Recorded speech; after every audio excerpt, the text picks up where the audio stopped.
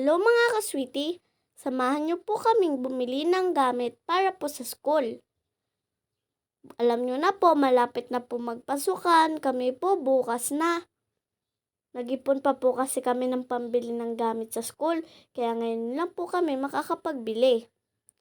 At ayun na nga po, ready na po ang damit ko at short. Short lang po ang sinuot ko ngayon, hindi po pajama kasi po, alam niyo na po maulan, mababasa lang po ang ating suot, sayang naman po. At ayan po, nagsombrelo na po ako kasi po tapos na po ako magsuklay. Ayan po, tapos na po ako. Tara po, kulitin na po natin ang ating sister. Ayun na nga po siya, tara na, halina po kayo.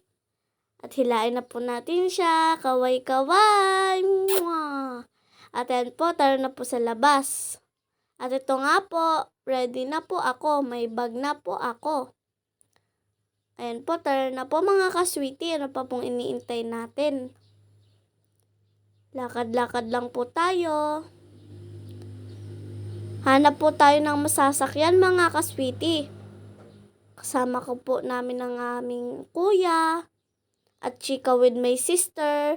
Napagod na nga po pala ko magbuhat ng bag kaya po pinalipat ko kay ate. At nag-AA po muna kami sa daan. Lakad-lakad po tayo. Magkasing tangkad na nga po kami dyan ate. Nandito po kami sa simbahan ng Lourdes. Tara na po, maghanap na po tayo ng jeep. Nagkukwentuhan po si kuya at yung kaibigan niya. At ayun na nga po, nandito na nga po pala kami sa jeep. Ito nga po pala siya. At bababa na po tayo. Yan po mga ka-sweetie. Nag-request nga po pala si Papa na kung pwede po ay bumili po ng pulbo at blade niya para sa shop. Kaya bibili po tayo dito sa Hortaleza. Ito po siya At syempre po hindi ko na po ipapakita yung loob niya.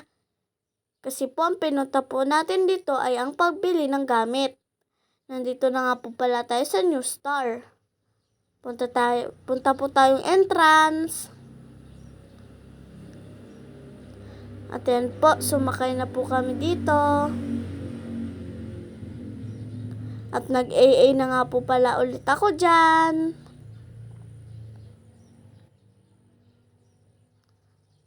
Yan po. Ayan po.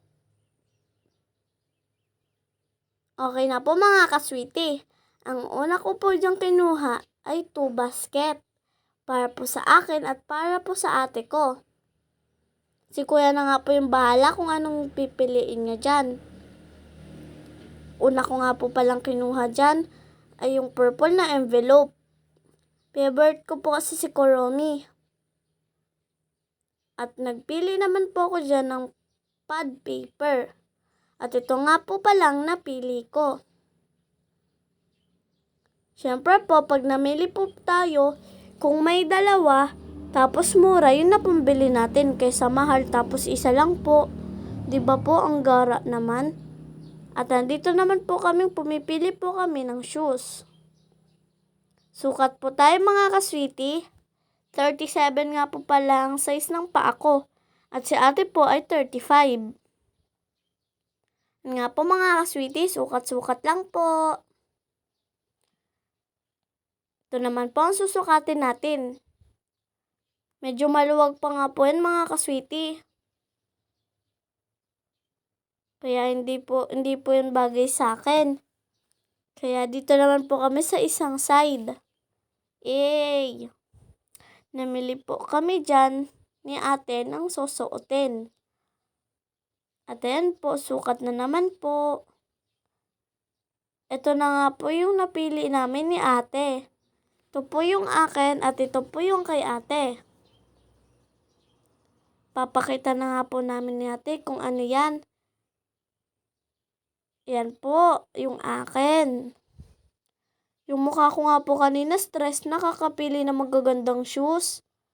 At ito na nga po yung akin at ito po yung kay ate. At ayan na nga po, ginabi na nga po kami. Inayos ko na po agad yung notebook ko at yung mga gamit ko pa po kasi po excited na po ako. Mermaid notebooks nga po pala ang pinili ko. Ayan po. Busy nga po pala ako dyan. At ito naman po yung iba ko pang gamit. Meron po akong 2 towel sa health kit ko po at para sa likod ko po. Ito nga po palang bag ko na Kuromi ay 3-in-1. May isa na pong bag, tapos may dalawa po pong nakalagay sa loob.